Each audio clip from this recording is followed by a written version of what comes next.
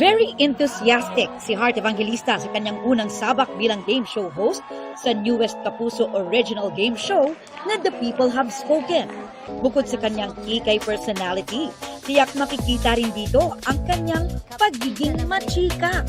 It was easy for me to accept kasi nung gusto ko kasi yung body taktakan ng sagutan ng mga Q&A. And in this show, it's really interacting with the people and their thoughts, and it's a good way to educate yourself for certain things na, iba tayo na pananaw, pero okay, gets kita. So, bet na bet ko. Makakasama ni Heart ang sparkle actor and host na si Sean Lucas, na surreal pa rin daw ang pakiramdam to be co-hosting with Heart. It's totally new to me. Kaya, I'm just trying to take it all.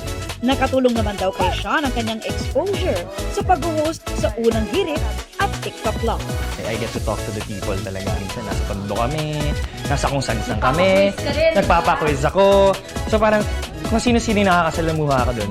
Kumusta naman kaya ang hosting experience ni Heart with Sean? Gumigising din kami na 4 a.m. Meaning to say, pareho kami, pantay kami sa hustle, sa pagtrabaho, sa pagiging very professional. And matalino siyang tao eh.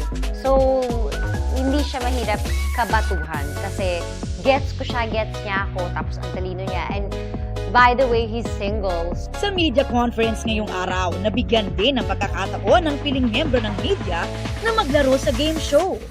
Ang contestants, tatanungin ng kanilang sagot sa iba't ibang topic o issue.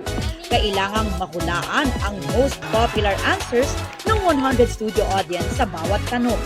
Kunwari, okay lang ba na makipagkaibigan ka sa ex mong jowa?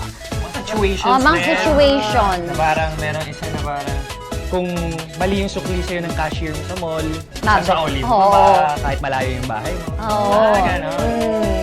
So, nakakatawa siya for celebrities to judge kasi makikilala nyo talaga ang mga characters nila. Saan sila nanggaling? Bakit sila ganun mag-isip? Bawat episode, iba't ibang celebrity contestants mula sa iba't ibang larangan at industriya ang maglalaro. Different kinds. So, iba-iba talaga yung pananaw nila. But at the same time, alam mo din yung mga taong punong-puno ng wisdom. Meron akong isang na-guest, malapit na akong iyakan, ganyan. Nag-open up na siya ng love life niya.